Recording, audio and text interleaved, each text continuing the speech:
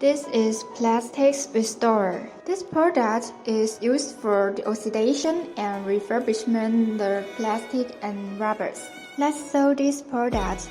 Firstly, spread the product on the surface and then use the sponge to wrap the surface. Finally, use the towel to wrap the surface. The function of this product is to reshape the original luster of the plastics.